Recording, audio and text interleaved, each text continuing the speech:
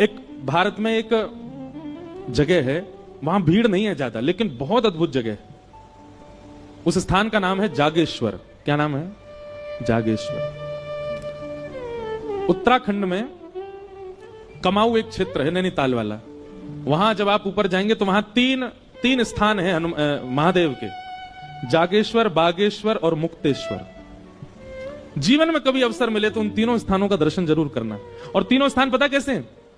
मुक्तेश्वर पहाड़ की चोटी पर है, बागेश्वर समतल में है और जागेश्वर नीचे पाताल में है।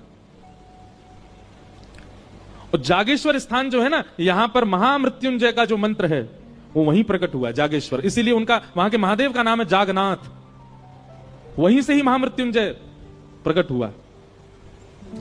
वहां की कथा ऐसी बताते हैं कि जागनाथ उनको इसलिए कहा जाता कि वो नाथ इतने सिद्ध थे, सब लोग ध्यान से सुनना, कि कोई व्यक्ति आके कुछ भी मांग ले सब पूरत कर देते थे।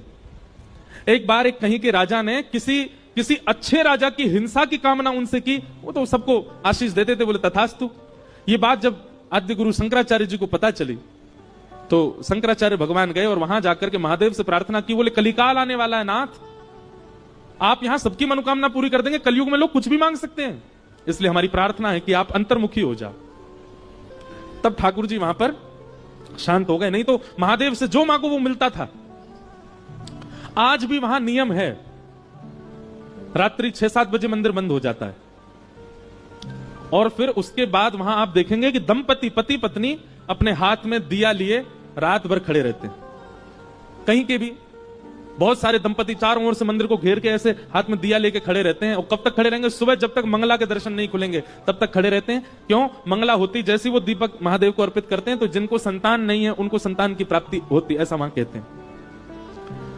तो रात्रि 12 बज रहे थे, वहां 7-8 बजे ऐसा लगने लगता है कि 1-2 बज गए रात के, इतना शांत है। तो रात्रि 12 बजे मैं उठा, खिड़की खोली तो देखा इतने सारे दंपति खड़े थे, हाथ में दिया लिए।